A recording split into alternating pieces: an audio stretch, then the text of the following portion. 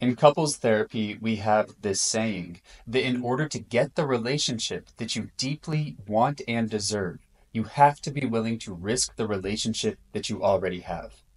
In other words, if you genuinely want your relationship to improve, you have to be willing to put your foot down and demand that it improves. You have to be willing, in other words, to rock the boat. And when you rock the boat, there's a very real possibility that the boat could capsize. Your partner might say no. Your partner might not be up to the task. Your partner might get upset. Your partner might back out. So, as couples therapists, when we're working with individual partners who want to see improvement in their relationship, we have to get very real with them. We don't tiptoe around the fact, in other words, that asking for what they want, going after what they desire, could very well mean the end of the relationship. The relationship itself might not be able to handle it. And some partners decide they're not going to do that. They don't want to risk what they have in order to get what they want. They prefer to live in maybe a somewhat leaky, less than ideal boat than do something that would risk capsizing the entirety of the boat itself. So it's either take on that risk with the potential of a much better, much more satisfying relationship on the other side, or resign themselves to the, I'm sure, mildly unsatisfying one that is already in front of them. And I think that this principle holds true for anything that we want from our lives. To get what we want, to go after what we desire and deserve, we simply must be willing to lose whatever it is that we already have. If we're unwilling to lose what we have, then we'll be unwilling to assume the risk that is necessary in order to reap the reward. Instead, we'll be making an implicit choice to stay firmly planted in the comfortably uncomfortable, familiar but painful, stable but miserable status quo. G.K. Chesterton, the English author and philosopher, he frames this idea of risking what we have in order to go after what we want, in order to claim what we want, in the ultimate context, survival. As he puts it, a soldier surrounded by enemies, if he is to cut his way out, must combine a strong desire for living with a strange carelessness about dying.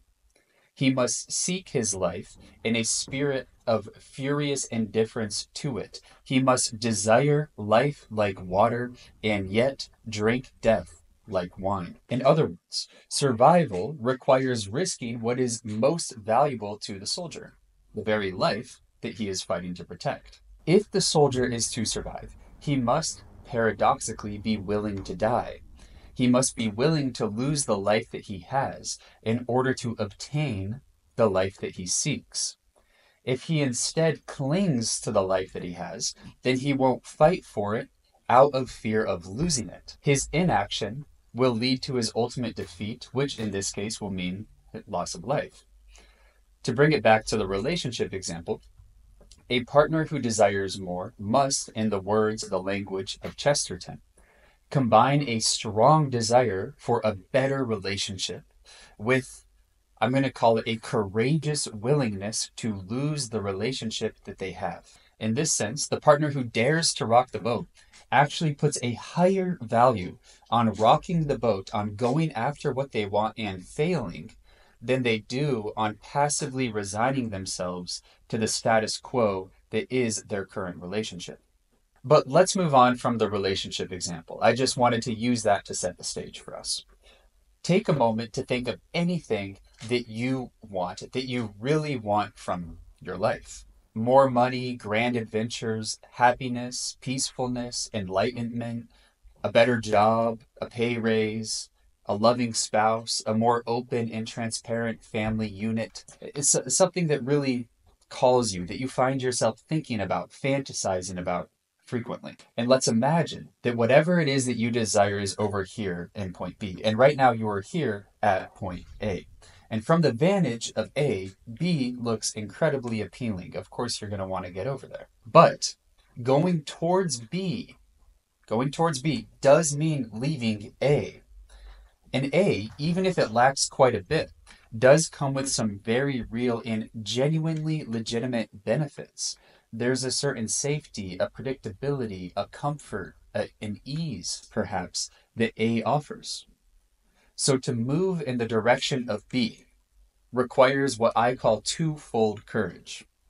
It requires both the courage to pursue, to move toward what you want, and the courage to leave behind, to say goodbye to the familiar. The pursuit generates panic because it comes with no guarantee.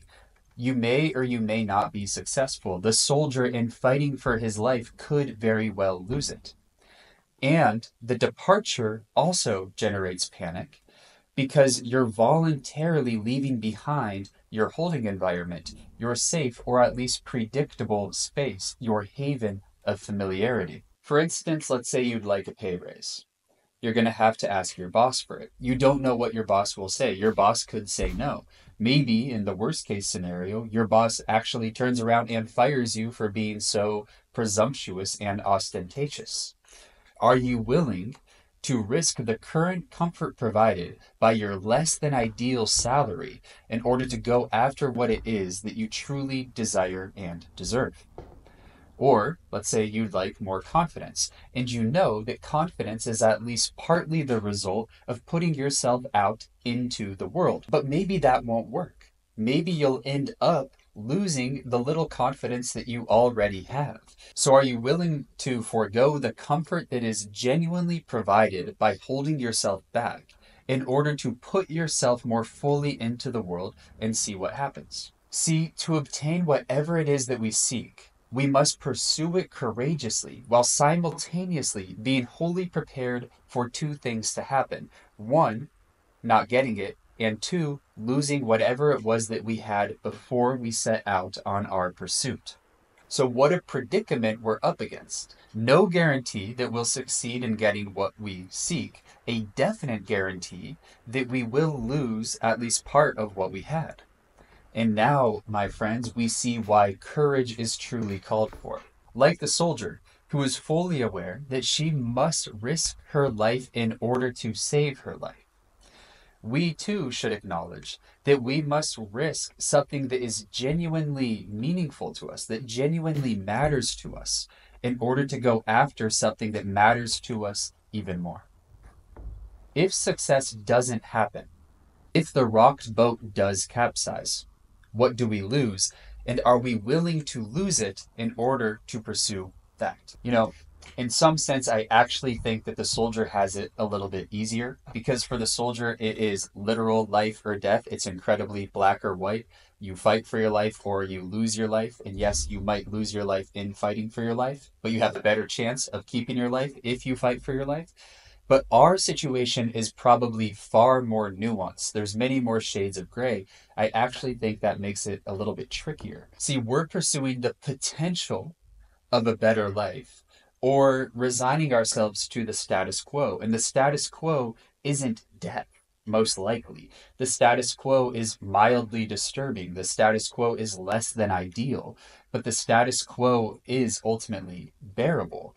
That makes it harder, actually, because we know that we're leaving behind something that, although maybe painful or uncomfortable, is ultimately familiar and bearable in order to try to get something better. We don't know if we'll get it. So I think our situation, which is strange to say, in the very fact that it isn't life or death, kind of makes it a little bit more tricky. So the cost of not going after what we want, it's not as obviously stark and terrible as the soldier's death. That said, I do suppose that there is a death in some sense if we don't go after. The death of a dream, of a hope, of a desire, of the part of us that knows that we deserve more and knows that we might actually be able to get it if we simply but courageously took the risk to pursue it. So what do you think? Are you willing to say goodbye to this in order to maybe be able to say hello to that?